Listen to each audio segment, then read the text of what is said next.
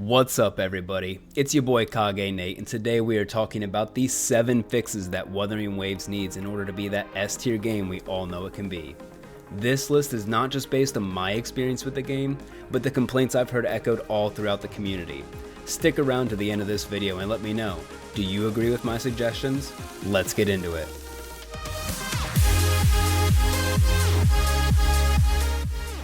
Alright, so let's kick our first one off with a little bit of a story time here. Who remembers their first time coming through Renacida, coming out of that cave, overlooking that beautiful landscape, and then gliding? It's okay to glide for your first time, but then later in the game you unlock the wings, and then you fly, and that completely changed the game for me. That took Wuthering Waves from, I want to say, a high B to an A tier game. That leads me to my first point. I think the developers need to move flying, not just to the 2.0 areas, but even back in Huanglong, the main 1.0 area. I go back now and I start farming, I do echo runs, I just visit different areas to pick up materials, and the traversal is just, it's not as good, it really is not. I think if they're able to retrofit that, I'm sure there's coding issues. I'm not a game developer by any means, so I'm sure there's coding issues, maybe collision, I don't know. There's probably issues holding them back. But I think if they're able to do that, that is such a huge quality of life. That's why I chose this to be the very first thing we talk about. I think being able to bring that flying to all parts of the game. The traversal is just so much better, and it's tiers above any other game that I've played like this. Let's move on to our next point. I want to update the team selection screen. Now before you say, we already know about this, we need more slots. Yes, we all know we need more slots. If you're like me and you've pulled on various banners, you threw a little bit of money into the game, you've likely filled out all 5 of your team slots. So if you want to get new characters, you'll either have to substitute out an old team, or you'll have to adapt and fit these new characters into the current teams you already have. But I want to take this suggestion one step further. Yes, it needs more teams, but I think it needs a quality of life improvement. Now, bear with me here, this graphic is not going to be great. I'm just trying to figure this out here, but I think we need a 3D team selection screen. While it doesn't actually change anything with how the team selection screen functions, having more polish in the game is never a bad thing. This makes the team selection screen feel personable. You're not just pairing up our images.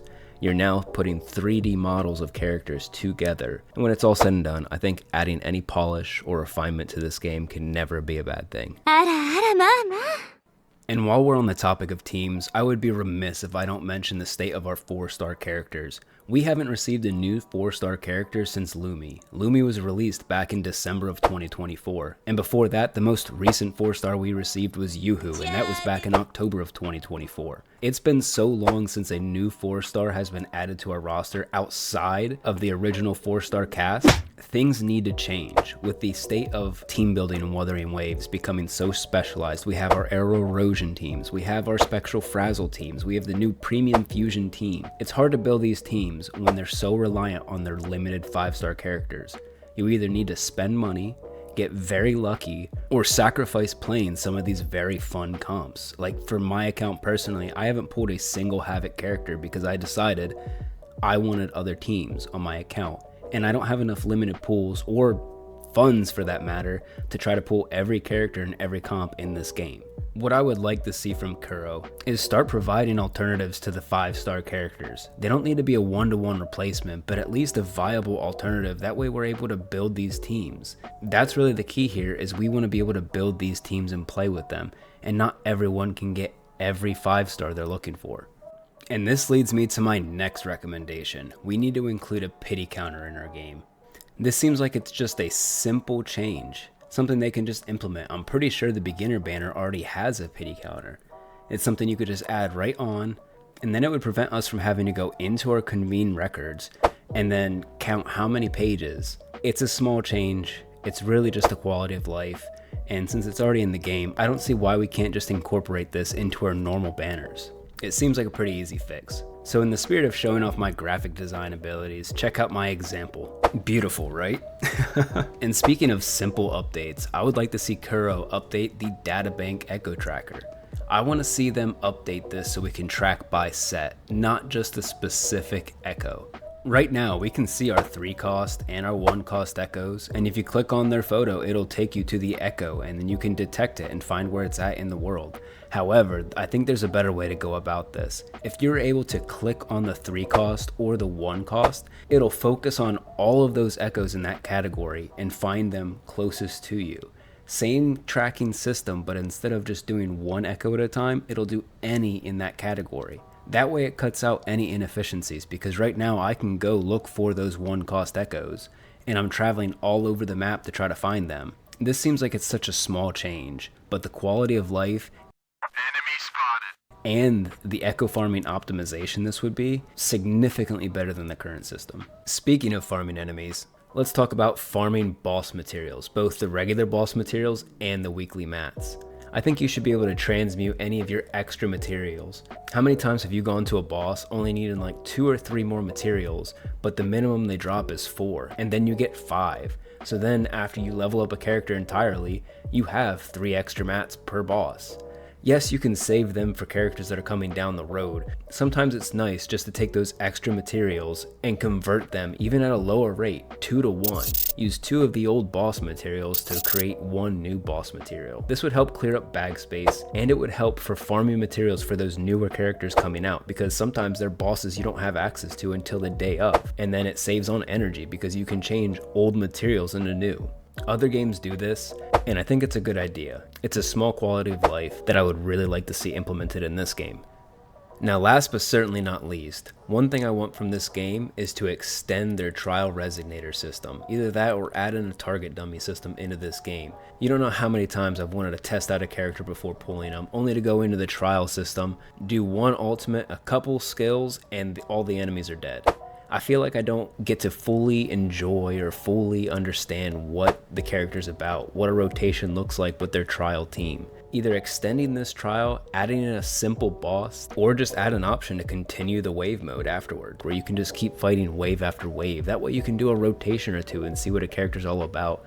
That would be so beneficial to this game. On top of that, outside of the trial system, I think it would be useful to have some sort of target dummy, or I've seen people online say they want like a DPS dummy to see how much damage you're doing. Something like that would be fantastic. I'm one of those people who likes to practice their rotation. I like to figure out how a team composition works and just optimize it. So right now the only option for me is to go to a boss and fight that boss over and over again. If I choose an overworld boss, I kill them way too quick. If I go to the Tower of Adversity, or if I go to one of the other tower bosses that are level 100, sometimes they do too much damage or they're too aggressive for me to really learn what the rotation is. I'm more focused on the rotation than the boss, and I end up getting hit and I die. So being able to add in a target dummy system or something in that realm would be amazing in my opinion. I think that would be just fun, especially if it's like a target dummy system like Final Fantasy. I used to play that MMO and we would do rotations just to practice for bosses, and it doesn't need to be something so static or something exactly like this, but this is what it reminds me of, is you're able to get in there, practice your rotation, and just learn. Those were my top 7 fixes for Wuthering Waves, but now it's time for the bonus round. We'll call these the honorable mentions. These are things I still feel need to be improved within Wuthering Waves, but probably aren't as high on my personal priority list. First off, we'll touch base on the event UI. This needs streamlined. There needs to be some way to fade it out, close out the ones that are completed. There's just so many events available in this tab. It's sometimes hard to go back through and determine, well, did I completely finish this one without entering every single event?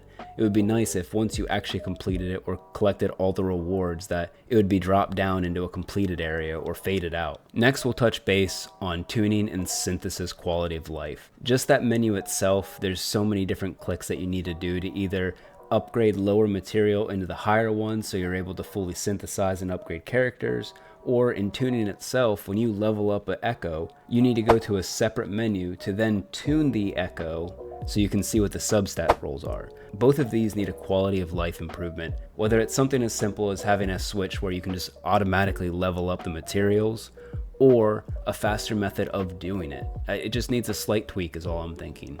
Next is the weekly boss cap. I think that needs to be improved. Right now we have 3 weekly boss materials, and it feels like I'm running out every week trying to upgrade new characters. Adding in a method where we can get an extra role, whether it's a weekly event that you can get a free selector box, or something of that type would be ideal for me. And last, I think it would be cool to include like a daily character commission or like a side bounty system. Similar to other games, you can have like a zone reputation system that requires 0 energy, but maybe it's something that you can log in and slowly level up to get A, more rewards, and B, just something extra to do when you are done with all of the story, all of the events, and you've beaten the holograms. That's my list of 7 core fixes that Wuthering Waves needs. If you agree or think there's something else that would improve the game, drop it in the comments below. I read through them all and I'll answer every one.